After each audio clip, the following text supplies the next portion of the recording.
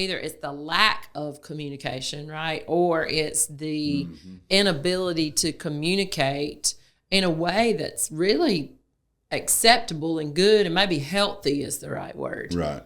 Yeah, because sometimes it's not that we have trouble communicating, it's just how we communicate. Would you say that? Well, the thing that most couples are afraid of, or not, and I wouldn't say all of them are afraid of it, some of them like it, is the disagreements. Yeah, the confrontation. Yeah, the confrontation. Thanks for joining the Home Matters Podcast with Eric and Gena Boggs, where they lead authentic, raw discussions about marriage, family life, kids, intimacy, and sex from a biblical perspective. Here's your host, Eric and Gena Boggs. Well, it is time for Home Matters Podcast. Are you with me? Trying to be.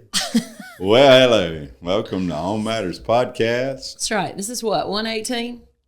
This is 118. Number 118. And we are talking today about how you talk. About how you communicate, not just how you talk. Yeah, how you communicate. And I'm not, I'm a little bit aggravated because I don't feel like you've been talking to me right lately. I'm so sorry. Can I apologize? I was just trying to change things up a little bit, but I'm good. Let's go. Communication. Talk to me about communication. Well, again, I think that usually we think about communication, we're talking about just conversation or words, and it's a lot more than that. And that's what we're going to talk about. Everybody has to have conversations along the way that, may not be easy. I always say it this way: if you'll have the hard conversations now, and I teach this to leadership. If you have the hard conversations now, a lot of times it'll diffuse, or at least make it less difficult to make difficult decisions later. I've heard you say that. So again, if you have in marriage and family, you have to have those as well. I think a lot of times if we'll just go ahead and have the hard conversations, then we're not having to make all these hard decisions all the time. That's true. If you have those conversations and make some decisions on the front side, right, it eliminates some of that on the back side, I guess you could say. Yeah. But in our conversation, in our communication, and we did a marriage conference not too long back, talked a lot about communication in that time together, because that's such a stumbling block. I feel like a lot of times with couples, either it's the lack of communication, right? Or it's the inability to communicate in a way that's really acceptable and good and maybe healthy is the right word. Right. Yeah, because sometimes it's not that we have trouble communicating, it's just how we communicate. Would you say that? Well, the thing that most couples are afraid of, or not, and I wouldn't say all of them are afraid of it, some of them like it, is the disagreements. Yeah, the confrontation. Yeah, the confrontation. And, the argument. Even when you disagree, you'll be able to deal with it. That's right. And still love each other, still even like each other. I know people, that sometimes they may love each other, but they just don't like each other very much. I like you, and I love you. I like and love you. And that's real convenient. I think that's something that again, that in this whole deal with communication, and we hear a lot, we hear a lot about people asking about communication and in marriage and in the family unit. And it's something that maybe is more of a struggle than we realize sometimes. We don't argue a lot. We disagree a lot probably, but we don't argue a lot. I don't know if we even disagree a whole lot. No, I mean, when you've been together. When I say disagree, I'm just saying almost 4 decades. We sometimes see things differently. True. And I guess I see it through the girl eyes and you see it through the boy eyes. Oh, dear Lord, it is so different sometimes. And again, it's that thing of you having a conversation without me, but bringing me into it and me not even realizing what the conversation is. Well, that's because you haven't been reading my mind like you should be. Yeah, I know. And all you guys can probably relate to that to some degree. Everybody may not be the same, but I know we do. But again, it's that ability that your communication's healthy and effective, and it's producing something positive That's right. And all of us rather have room for improvement. Yeah. Right. Because I feel like a lot of times we're like, well, if he could communicate more, communicate correctly, then our communication would be better. But as we go through maybe some little checks for all of us today, I'd say just ask yourself, could this be me? Could I improve here? Could I make some changes? That would be beneficial and productive and positive for our communication as a couple, as a family. Even. And again, I mean, a lot of the times we have conflict because our communication's not good and everything's volatile, that even when you try to open up something, it's like opening a time bomb, Right. It's ticking away, and you don't know when it's going to go off. And we just encourage you to find a healthy place where you at least are. You do the self-check kind of thing, where you look at yourself or you look at your relationship and say, are we really doing well at communicating? Am I doing well as a husband or as a wife? As a wife, that you're doing well, and again, to realize that, man, most of all, that there's places always for growth. Always room for growth and improvement, right? So let's just throw out some checks. I don't even remember exactly how many are on here, but the first one, something we can check, what's your tone? Your tone, the voice inflection, whether you change your voice, you raise your voice, you lower your voice, you get loud, maybe short in your responses. What about, what you laughing at? Why are you laughing?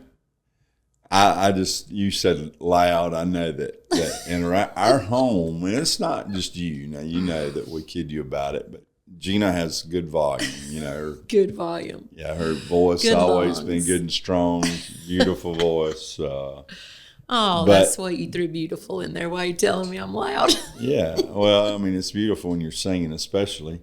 Not necessarily when you're telling me something and we're 2 feet apart sometimes. But 2 feet apart. Yeah, and our kids, some of our kids are just like you are. They talk louder than they realize they're talking sometimes, and it's not a hearing problem. You've never had that issue, so thank God. But again, it's just a place that you realize that, man, you can say something and say something maybe just with your volume elevated a little bit, right? And it can really speak volumes. Can I play it on a volume can speak volumes? Yeah, the tone that you use. Again, Do I overwhelm you? No, I'm used to it. But again, I'm just saying that there's a place that, and even with me now, me. Yeah, I'd rather talk about you. Let's talk about you. Well, I don't get this all the time, but sometimes I can be sharp or really be strong in the way I'm communicating and not even think I'm doing that. I'm not aware of that. Harsh. Yeah. Harsh is the word I use. Short. I don't know. It's just kind of matter of fact, like communication. It's like boom. That I think that sometimes. This is what I'm saying right now. And I don't think it's that way. That's the problem. I don't think I'm doing that. Well, I didn't always realize how loud I was, but I try to be cognizant of that more so now. But it is the tone. Yeah. It is. I guess that's the right word. You're the music person, and you know more about tone than it is. I the do. tone, but what I'd say as well, and we've talked about this before in podcasts, when you know each other and you have built that knowing, that intimacy in your life, that's something that I come to understand about Eric, and I guess he's come to understand about me. Sometimes his tone may be harsh or short, I feel. But then I know that he hasn't meant to say it maybe the way it came across to me. Yeah. Just in our growing, together, you kind of smiling what you say. But that still doesn't give you a ticket to be harsh. Let me just throw that in there. I know that. I don't ever want to be harsh, especially I know. That's what I'm saying. I know that. My wife, or, again, we treat people outside of our home better sometime than we do people in our homes. So true. That's true with our children. Yeah. True with our extended family, our parents. We just want to be so careful, maybe out there, I'm saying outside of our home. And then in our home, I maybe that's a good checkpoint. the way I just talked to you as my husband, Yeah. would I talk, to my coworker that way? Would I have that tone? Would I be that loud? You would. You think I would? Well, again, you're being loud is not a problem, but if you come with that tone, Yeah. with a little inflection, or there's a little Right. bit of I know what you mean. other ways that you're communicating, then that's where the problem comes. That's Again, right. Most people, a lot of times, they wouldn't treat people outside the home the way they do inside. Yeah. And maybe that's what you said a minute ago. We know each other a little more, take for granted, I guess, a little more. But in that doesn't mean that that's what we're supposed to do. Exactly. We wouldn't treat people at church that way a lot of times. I hear people, I hear guys, and picking on guys, your ladies do it too, talk to their spouse, and I'm like, wow. And then they turn around to somebody and they're Totally different sound, right? sweet as honey. Yeah, that's kind of scary. We talked about, kind of loud or harsh or whatever, but, the Bible's clear about nagging, Right. like a naggy tone, whiny. Oh, dear God, help me. Can't take it You'd rather me be loud, right? all day long. The scripture's very clear. You're 7 picking days on a week, guys. 365, We'll 24. pick on the ladies here for a second because, the Bible compares a nagging woman, a naggy voice, to a dripping faucet. Mm-hmm. And that can be pretty aggravating. Let's hit some scriptures here and move on. Proverbs 16:24. Listen, kind words are like honey, sweet to the soul and healthy. There it is, like honey. Healthy for the body. Proverbs 25:11. Like golden apples set in silver is a word spoken at the right time. It's a beautiful thing, right? Proverbs 15:4. Gentle words are a tree of life. A deceitful tongue crushes the spirit. Man, God, help us not crush the spirit, right, of the people that are in our own house. That says a lot about children. Yes. Proverbs 18:21. A lot of you be familiar with this one. Death and life are in the power of the tongue, and they that love it shall eat the fruit thereof. Yeah. Yeah, and again, we use that, but again, I always remember this. Always consider the order there: death and life. Yeah. Our predisposition is that we are coming in our humanity from a place of death, and it's only through the Spirit of God that we have life. So again, we have to make sure that we are embracing the fact that we're made alive in Christ, and we are living beings. We're not dead. We're made alive. That's right. And we speak from a place of life in that. Yeah. What about Second this thing, one? real quick. Secondly, what is your face saying? What's your face saying? Because, one you ever get that look? One Do I give looks? read. I'm just wondering. Do I ever give looks? Oh yeah, I do. Yeah, you can give them idiot looks sometime. Like you're an idiot. You can look at me. I that thought way. you said I gave an idiot look. Like You do give me. You are the one that gives the look. It is your face toward me that looks at you like you're an idiot. Yeah. I know you're never an idiot, my dear husband. The thing is, though, studies Nor do you show. ever act Again, like I don't know who does all these studies. I guess a sociologist somewhere does it, but some studies show up to 95% of communication is nonverbal. That's So crazy. that means isn't it? expressions, Yeah, like body language. When you cut your eyes, when you roll your eyes, when you just kind of give that, are you kidding me right now? Look, Yeah. Like you've Well, got if you to turn be. your back, that's body Oh, language. yeah. If you turn shrug, away. that's body language. Absolutely. You motion with your hands like I don't care. That's the kind of thing that we don't realize. That is communication. That's so And true. what we are saying is communication, man, can be a thing that if we're not careful, we're saying a lot more with the unspoken than we are with the spoken. That's so true. So Yeah, just, you said it, just turning away, just being inattentive, yeah, I think. That may not be cutting your eyes or rolling your eyes, but if you're just kind of ignoring that somebody is talking over here that may need you to hear them, Yep. that's body language, right? Yep. What about Let's the third go on the one? next one. About What out of is it? time. What is it? Number 3 is just kind of the, I think, and again, this is harder to tie into communication, I think, because some people think this is their nature, but are you a pessimist? Or do you carry, is communication always from a standpoint? Are you the person that always sees the glass half full? Yeah. Are you the negative Nancy, so to speak? Sorry, Nancy's out there that may be listening. You're just critical. Yeah, and that's the thing. And I think that is, speech. I think people can carry that, their personality, again, their disposition.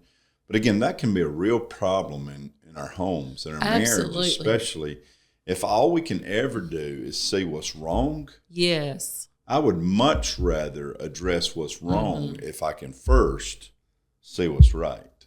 Absolutely. And I think that sometimes the reason people don't do better and even entering conversations, they know what they're getting. that's good. Yeah, that's true. Just the whole, critical of everything, nitpicking at everything. And that's damaging to a relationship. If every time you're going to open your mouth, something negative's coming back, or something just nitpicking, you try to do something that is kind, or you try to say something nice, and then you just get hit back with some negative. Oh, well, why are you saying that?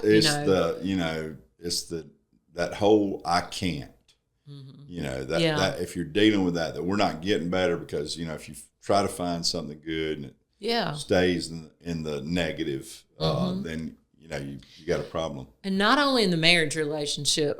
How detrimental is that to kids? If it's constant negativity, constantly critical, the communicate. There's going to be not much communication because who's going to want to talk to you? I'm just saying, if all they're ever getting back is the negative and the nitpick. Yeah, and with that, I'd say, Jesus made it clear, Matthew 7, if you always finding specks in somebody else, you're always looking for the speck in others, you're probably not dealing with your own stuff. And, boy, that's so true. Can I add a number 4 here? Yeah, we got time. Or number 5, whatever this is. I think just as important as that is the other side of being the eternal optimist. I think if all you do is say, hey, we're good, that is so true. That's good. Deal with the stuff or never deal with the issues. You never have the hard conversations and actually address things that are wrong. Absolutely. Boy, that leads to empty conversation. And you know what else it does? I think that it really leads us to a place that if you're not careful, you never make progress because you never really look at, all right, what is it that we're not doing that we need to do to make progress? So, you never deal with anything. You never deal with the issues. It is hypocrisy at its core when you never really look at it and say, hey, I got this, I need to do better at it, or I need to. Yeah. So, again, you can be either extreme, I guess. You can be the eternal optimist, or you can be always the negative Nancy, the constant pessimist that, some people by nature, they just see what's wrong. And that may be. Man, they need a new nature. We can talk about that. Yeah, they do. But, maybe it's in their design as well. Maybe I know, people that seem like, boy, they are good at picking out what's wrong and looking for it. And here's the thing: if you're going to pick out what's wrong, have a solution. If all you do is pick out what's wrong in your conversations together as husband and wife, if you don't ever have a solution, if all you want to do is pick him apart or pick her apart, then that doesn't help. That's right. But hey, one more, we'll be out of here. Last check: are you bossy? That helps with communication, doesn't it? Are you just always the one telling somebody what to do and never listen, never be open to, maybe another way or another idea, whether it's your spouse or your child. We're supposed to treat each other right with understanding, with honor, give some room. Hey, they might actually have a good idea sometime. That's right. I think, again, that comes back to tone. Oh, yeah. But again, just the whole mindset that I'm here to correct you, keep you in line, tell you what to do. Good. No, and there are a lot of guys out there that think she's not your kid, she's not your child. Well, true, but we can say that for the ladies too. Oh, sure, there are a lot of ladies, just women want to. A lot of men can't actually take the place in the home that God's given them as leader in the home because the wife thinks she's got to run everything. If your wife has been bossy, make sure that she listens. Or if your husband's been bossy again, you can make sure that he listens. Because that might be another podcast. I'm sure there's some guy out there that I am. Who's your daddy? You might think you are, but the reality is, if all you're doing is bringing correction all the time, your spouse, you don't have a good relationship. Sure, don't have good communication. Probably not a good marriage. Try some sweet talk, right? Some kind words. Words with honey. That's right. Hey, we're glad you joined us always. Always, every single time. Hey, share the podcast. Yeah, we love you. Your home matters. See you next time.